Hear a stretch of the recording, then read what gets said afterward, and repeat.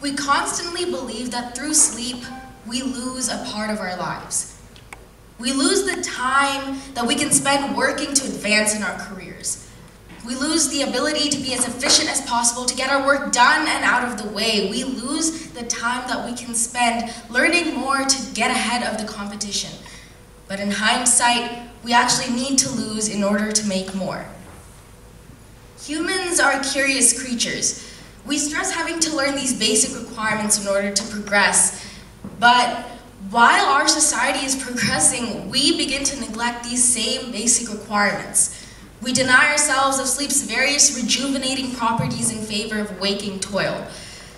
The more we stay awake, attempting to maximize our output, the less we treat ourselves like living people with basic needs that must be met to survive.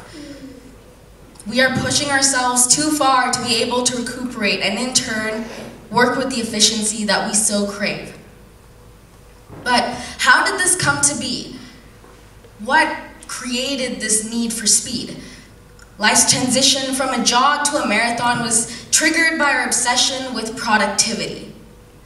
As we began having more and more technology at our fingertips, we started neglecting our basic needs, such as sleep. We started neglecting our interpersonal connections with the people around us, instead trying to find solutions on our own more effectively.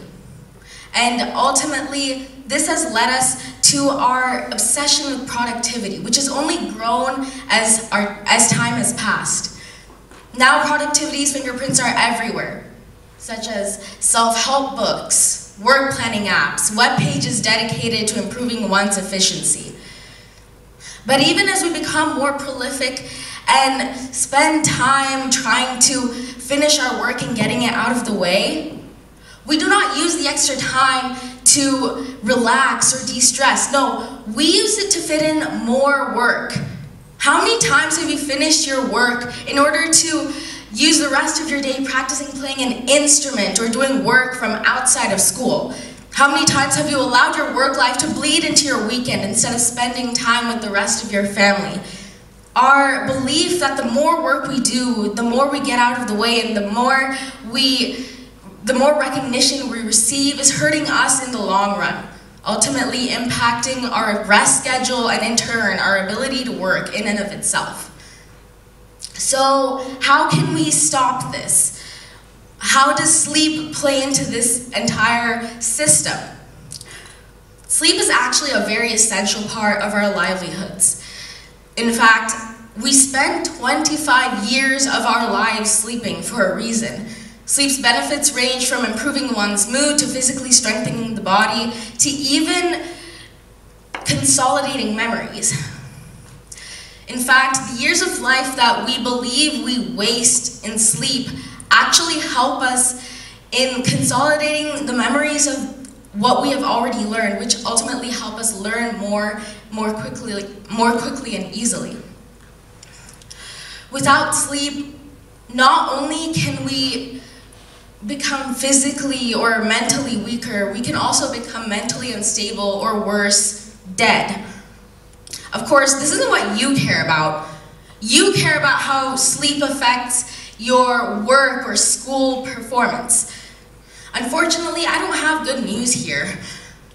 Students who stay up late at night cramming for tests tend to have a lower test performance because of the fact that that cramming is not a very productive way to learn, and also because of the fact that the negative cognitive effects of not sleeping enough tend to negatively affect test performance. Furthermore, in the working sphere, a 2013 Harvard study has shown that American companies lose up to $63.2 billion a year to sleep deprivation. While staying awake trying to be productive, we actually lose up to 11 days of productivity. Even more so, on the flip side, by sleeping for an extra 1 hour a day, we can actually get a 16% increase in wages. All of this shows that there's some sort of a trend going on between sleep and work effectiveness. However, though this seems illogical, when we actually think about it, this makes sense. When working sleep deprived, we tend to put in a lot less effort or originality into our work. Our creativity is not as fully accessed as it could be. This means that we end up having to revise our work when we are more awake, ultimately taking more time than necessary to complete straightforward assignments.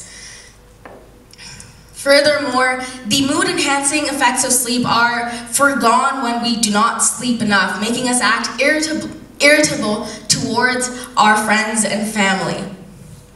Unfortunately, this means that by working sleep deprived, we become both less liked and less able to work. And when we associate our work with sleep deprivation, how can we ever find joy in it? We begin to associate our work with tiredness, irritability, a blurry monotony, and we end up not really having any enthusiasm or passion for our work. When losing enthusiasm, you also lose your ability to work with productivity. So what can we do? How can we go past all of these negative effects of not sleeping enough on our lifestyles?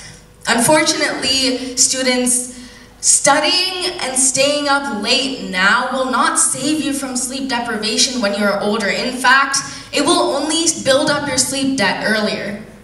And this debt cannot be repaid by sleeping extra on the weekends or by taking 20-minute power naps every once in a while. The only way for us to go past all of these terrible things is for us to change our sleep cycle to a more healthy one.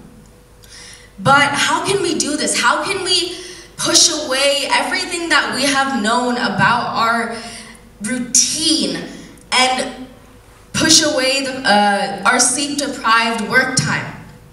The irony of seeing sleep deprivation and work in our lives should be enough to motivate us, but in a society where hard work and success is more highly valued than any other thing, it may be difficult to dissociate ourselves from the sleep-deprived work that we have always done.